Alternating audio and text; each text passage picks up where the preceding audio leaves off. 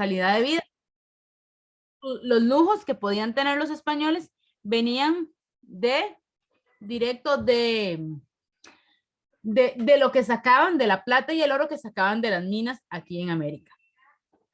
El comercio que se va a dar es un comercio entonces triangular, porque todo pasa necesariamente por España. Es un comercio de triángulo. Lo sacamos de América, lo llevamos a España, se procesa y vuelve a América en forma de bien para consumir.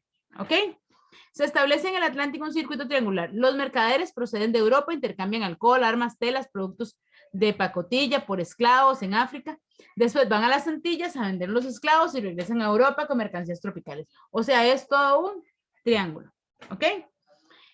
Recuerda que es importante, aquí lo que nos interesa es ese monopolio, ese poderío que tiene España. Y la Casa de Contratación de Sevilla se va a encargar de establecer ese poderío. Esa es la función que tiene la Casa de Contratación de Sevilla. Administrar todo lo que tiene que ver con exportación, importación, aduanas, etc. ¿Ok? El comercio y mercados regionales. Las relaciones entre la metrópoli, entendamos metrópoli como España, ¿ok? La casa matriz, la madre tierra, y la colonia estuvieron dirigidas por un sistema denominado pacto colonial, consistente en el monopolio del comercio colonial por parte de la metrópoli. Se impuso a las colonias su obligación de establecer intercambios, compra y venta, únicamente con la metrópoli. El pacto colonial, eso era lo que daba. Entonces, la compra y la venta de cualquier cosa que necesitaran era únicamente con España. Así, por ejemplo, España vendía a las colonias alimentos, ganado, armas y manufacturas y compraba los productos americanos para revenderlos en Europa. La política era vender mucho, mucho y comprar poco. El precio de los productos importados y exportados era controlado por los mercaderes metropolitanos que ejercían su poder, que se llamó oligopolio. En cuanto a comercialización y abastecimiento de las colonias. El comercio marítimo se realizaba entre el puerto de Sevilla y los puertos de las colonias. Eso es muy importante. Vean que todos llegaban a Sevilla. En Veracruz, Cartagena, Portobelo, llegaba todo a Sevilla. Los mercaderes procedentes de Sudamérica eran enviadas al puerto de Panamá y del Pacífico y a Portobelo por tierra. Y todo directo a Sevilla. Durante los siglos XVI y XVI, el comercio marítimo y terrestre entre regiones estuvo prohibido, ¿ves? Aquí. O sea, no podíamos vendernos entre nosotros. El monopolio ejercido por España se vio disminuido por el comercio ilícito, por la piratería y por la presión ejercida de comerciantes radicados en colonias. Aún así, la colonización de América se orientó hacia la creación de sistemas productivos que abastecieran el mercado europeo con metales preciosos y algunos productos tropicales. El monopolio comercial español fue el blanco de ataques extranjeros, lo que les decía de la piratería. ¿Okay? España se vio obligada a proteger su comercio y por ello a mediados del siglo XVI puso en práctica un sistema de flotas, consiste con 2 convoyes que llegaban anualmente a América procedentes de España. Una flota llegaba al Golfo de México y la otra, compuesta por galeones, llegaba a la costa de Sudamérica. Ambos convoyes, se encontraban en La Habana y regresaban juntos a España bajo estrictas medidas de seguridad para impedir el ataque de piratas. Ok, eso es básicamente. De tarea vamos a hacer estas preguntillas. Ahorita les voy a mandar una tarea más, pero hasta ahí no tenemos dudas, chicos. Sí, no hay dudas. No, sí, no hay dudas.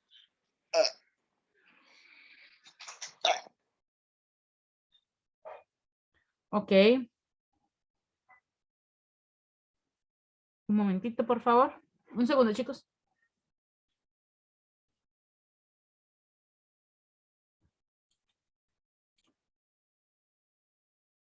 La encomienda era que se le encargaban un grupo de familias a un encomendero. El encomendero claramente es un español que era dueño de una plantación,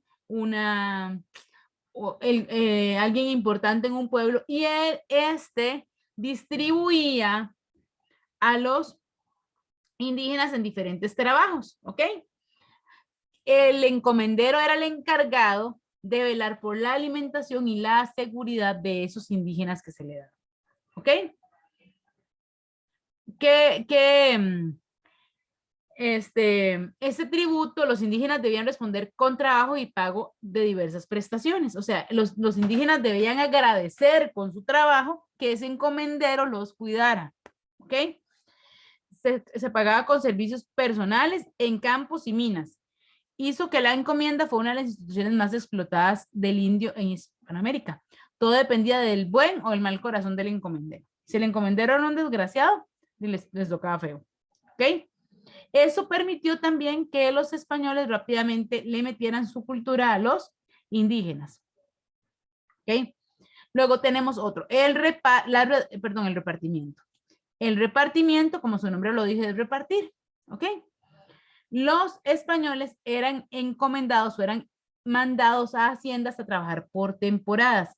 Como por decir, lo que podemos todavía ver en las películas o lo que podemos percibir, por ejemplo, aquí cuando se ven la gente que coge café, que van de un lugar a otro, no sé si lo han visto, que andan en unos camiones. No sé si han visto gente que recoge café. ¿Ok? Bueno, el repartimiento es un grupo de indígenas que eran llevados de una hacienda a otra o de una plantación a otra a trabajar en funciones específicas, qué sé yo, para la cosecha de papa. Entonces estábamos aquí, luego nos tocaba la cosecha de naranjas y nos llevaban a otro punto y ahí vamos, ¿ok? Aparte de trabajar para su propio sustento, debían pagar los tributos o impuestos al rey, porque les daban trabajo. Otra forma de explotación son las reducciones. Las reducciones eran poblados exclusivos de indígenas, ¿ok? Las reducciones se agrupaban alrededor de una ermita y a mando de ella estaba un religioso franciscano que tenía como trabajo enseñarles a la escritura y enseñarles la lengua española. Luego la mita, que es muy popular en los sectores mineros, ¿ok? Consistía en trabajos de turnos, sistema de turnos, ¿ok? Los indígenas no fueron repartidos en encomiendas, fueron escogidos para trabajar por un salario muy bajo en minas de oro, plata, mercurio, cobre, estaño, hierro, sal, esmeraldas, azufre y plomo. Trabajaban por una cantidad de meses, de 6 a 8 meses, y los sacaban y los cambiaban por otro grupo, ¿ok? La mita predominó en la minería en el Perú. El indígena recibía su salario, del cual se descontaba el impuesto, además de costear sus gastos de traslado hasta la mina, donde los españoles los engañaban y los endeudaban, haciéndoles comprar diversas mercancías mediante las cuales contraían deudas. Acá se da un tipo de mita, cuando lo veamos, en la explotación bananera. ¿Qué hacían? Los encomenderos, o sea, los dueños de las minas, les hacían, qué sé yo, les vendían, por ejemplo, los muebles para la casa y se endeudaban con ellos para que ellos no tuvieran que pagarles. La mita provocó la muerte de gran cantidad de indígenas por las condiciones laborales y la escasa alimentación. ¿Ok? Era un trabajo peor que la esclavitud. La nahoría era el trabajo, los indígenas trabajaban por un pago en especies o por dinero. Trabajaban en oficios domésticos, como artesanos, como herreros, ¿ok? Luego, la esclavitud, que se va a dar específicamente con ese nombre, la población negra que traían de África, que eran comprados en mercados africanos. Ajá. La persona negra era considerada un objeto, no como una persona, y nada más eran vendidos y llevados para los trabajos más forzosos, sobre todo los trabajos en plantaciones de caña de azúcar, de café, minería y en peores condiciones que los indígenas. Finalmente tenemos el peonaje por deudas o sujeción de deudas, ¿ok? Después de que el indígena se endeudaba con el dueño de la mina o con el dueño de la hacienda, tenía que trabajar como peón y quedaba atado al dueño de la tierra, al terrateniente, durante toda su vida. Esta era una deuda que se heredaba. Si el que me debías se moría, tenía que continuar su hijo o el hijo de su hijo o el hijo de su hijo, ¿ok? Aunque no se contó, digamos, como esclavitud, eran formas diferentes de esclavitud. ¿Estamos ahí? Chicos. Sí, profe. Ok, aquí vamos a hacer este cuestionario también de tarea. Hay 2 cuestionarios que hay que hacer, ¿verdad? Bueno, en realidad son 3. Vamos a ir a seguir. Ahora vamos a hablar, eso es con respecto a la forma de explotación. Y finalmente vamos a hablar de la herencia del periodo colonial. ¿Qué nos dejó? ¿Qué herencia, qué legado nos dejó a los costarricenses? ¿Ok? La cultura colonial costarricense. Es evidente, en Costa Rica, cuando llegaron los españoles ya tenían cierta experiencia de luchar con otros pueblos indígenas. Habían derrotado a la mayoría, digamos, a los ejércitos más fuertes o a los ejércitos más importantes en cuanto a número en cuanto a número, como los incas, como los aztecas, ¿verdad? ¿Ok? Panamá y Nicaragua fueron lugares donde comenzaron a familiarizarse con las sociedades cacicales similares a las que encontraron en el territorio costarricense. ¿Ok? La conquista de Costa Rica fue un proceso lento y paulatino, en el sentido que la dominación de los grupos indígenas no se logró de una sola vez. La desarticulación del modo de vida y consecuencia ocurre de una manera compleja. No se trata de la desaparición de los indígenas para dar cabida a lo europeo en todos sus aspectos económicos y culturales. En realidad no. Fue un proceso en el que cada una de las sociedades adopta elementos de la otra de manera sincrética, o sea, de manera sin darse cuenta. Como ejemplo tenemos el sistema productivo colonial, que se basó en el sistema productivo indígena, pero modificado con elementos de la cultura española. ¿Okay? Es importante destacar que las situaciones de dominación colonial en el proceso de sincretismo ocurre a la par de la pérdida de elementos culturales. Los conquistadores seleccionaban los elementos indígenas que les servían, ¿ok? Lo que les interesaba, e imponían los que ellos querían que se quedaran como legado. Importante, los españoles tenían interés en desmembrar las familias extensas. Los costarricenses vivían en clanes grandes de un grupo familiar extenso, o sea, es decir que en el mismo terreno vivía el jefe de la familia, sus hijos, las familias de sus hijos, los nietos, etc. Se desintegró eso para trabajar con el concepto de núcleo familiar, de manera que fuese más sencillo dominar a los indígenas, porque no es lo mismo dominar una familia de 50 miembros a una familia de 4, ¿verdad? Se separan las familias de sus viviendas grandes para reducirlas a núcleos constituidos por padre, madre y los hijos en una vivienda particular. Así se facilita la dominación y la evangelización. ¿Ok? Eso fue lo principal. Luego teníamos otra, por acá, el énfasis de los conquistadores pusieron en lograr que los indios trabajaran en obtener una producción abundante para los intereses, hicieron que estos grupos indígenas no contaran con tiempo ni fuerzas físicas suficientes para las propias necesidades, lo que favoreció las enfermedades y el debilitamiento personal y psicológico. Pero además provocó que el intercambio autóctono desapareciera debido a que algunos pueblos desaparecieron y otros no contaban con producción suficiente para intercambiar. Las vinculaciones que tenían con México, Nicaragua y Panamá y Colombia se perdieron. Así, al desarticularse el intercambio, que fue la actividad más importante, se deterioraron las relaciones con los indios costarricenses con sociedades lejanas. ¿Okay? La nueva religión fue la situación que los indios debieron enfrentar, pues empezaron a ser evangelizados con ideas que no comprendían y con dioses y tradiciones diferentes a los suyos. La cosmovisión indígena contrarrestaba notablemente de manera de pensar de los europeos. Fundamentalmente, la cultura animista indígena concebía la naturaleza como la proveedora permanente de recursos, ¿verdad? Se les impuso la religión católica, la religión católica como religión única.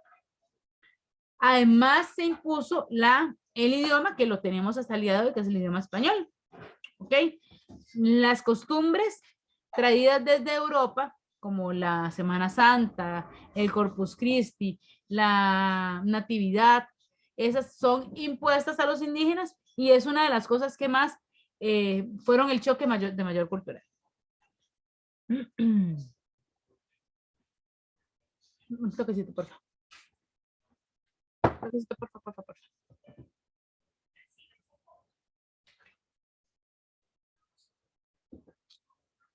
¿Ok? Ahora, con respecto a los legados, vamos a acordarnos rápidamente.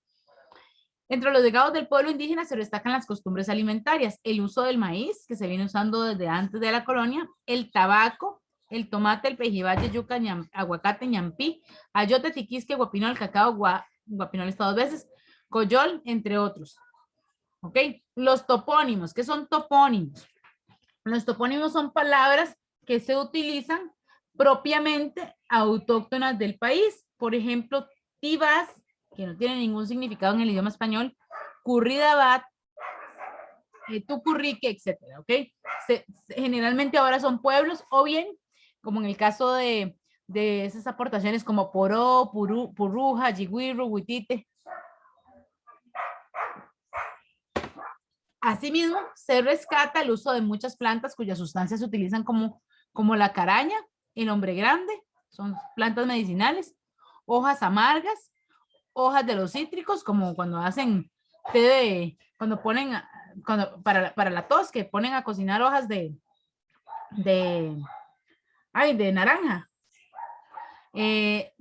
Jiño, cuave, no sé qué es, sorosi, entre otras, que para regular y catalizar el estómago. Entre los aportes de los españoles se rescata, obviamente, el idioma español, la religión católica, la arquitectura y la ingeniería, y con la formación encuadrante de los poblados. Todos los barrios de Costa Rica son en cuadras. Eso es, detrás de una plaza central. Edificios públicos alrededor. Está la municipalidad, la iglesia, el parque. ¿Han visto cómo se organizan los barrios y los cantones? Es así. También productos como el caballo, el ganado porcino y bovino, el trigo y las aves de corral como las gallinas. También el banano, que no es originario de este país, ¿verdad? Además de las formas de festejar, como las corridas de toros, las carreras de cintas, los bailes y la música. En cuanto a los legados de los grupos afrodescendientes, se pueden rescatar también que nos dejaron los grupos traídos de África, obviamente los bailes, la música, los ritmos, una cultura gastronómica, ¿verdad? Como el rice and beans, como todos los productos caribeños, el quijongo y la marimba. En los aportes al lenguaje también los grupos afrocaribeños nos dejaron palabras como candanga, bongo, cachimba, malanga, ñame, entre otros. Los aportes en la agricultura, productos como el ajonjolí, los milos, que es una especie de ñame, el aceite de palma, la planta donde se extrae el aceite de ricino, el sorgo, la malanga, que es un tubérculo, entre otros. ¿Listos? ¿Hasta ahí dudas?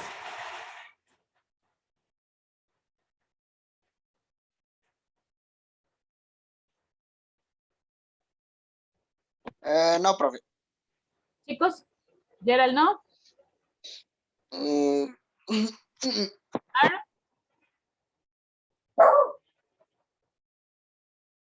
Marlon, ok. Entonces, les envié ese.